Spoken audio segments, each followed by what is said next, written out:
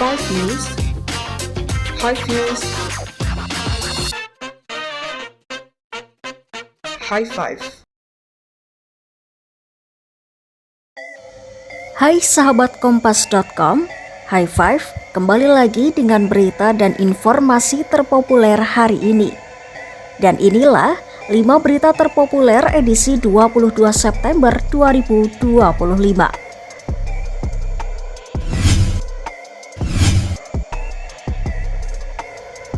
4 negara barat sepakat mengakui Palestina sebagai negara merdeka.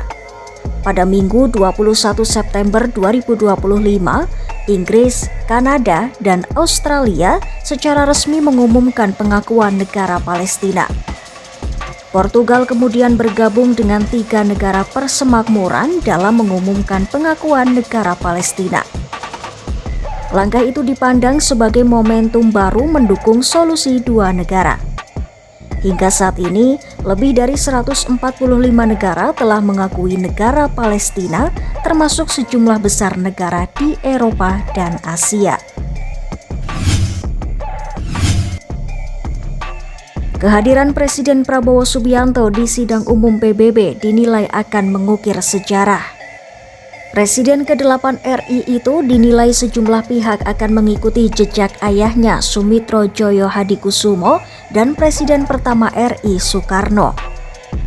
Sumitro pernah memimpin delegasi Indonesia di PBB pada periode 1948 sampai 1949, masa yang sangat menentukan perjalanan sejarah bangsa Indonesia dan posisinya di dunia.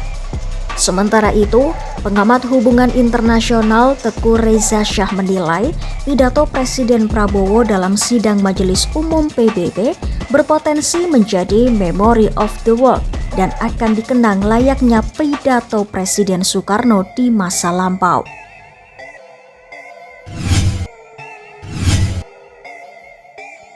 Pemerintah Taliban menolak keinginan Presiden AS Donald Trump merebut kembali pangkalan udara Bagram di Afghanistan.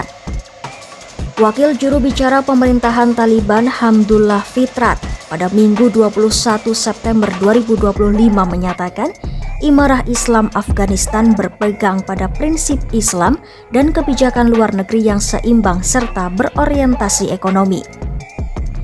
Ia pun mengingatkan, berdasarkan perjanjian Doha, Amerika Serikat berjanji tidak akan menggunakan atau mengancam kekuatan terhadap integritas teritorial atau kemerdekaan politik Afghanistan serta tidak mencampuri urusan internalnya.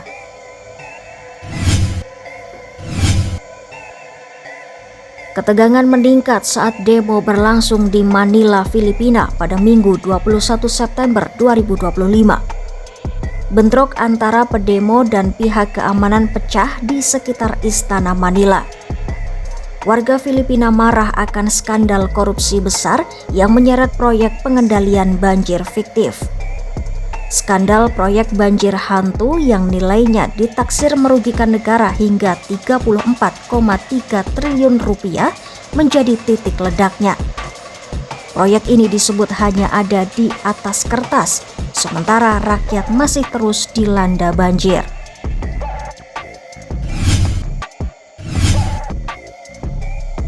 Sejumlah tokoh koalisi Netanyahu menyuarakan agenda aneksasi tepi barat.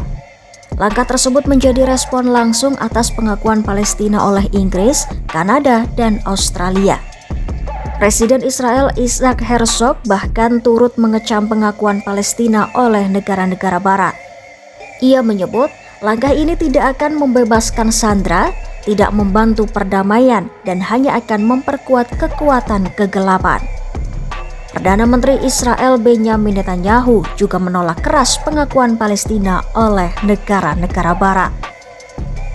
Itu tadi 5 berita paling populer hari ini. Kompas.com, jernih melihat dunia.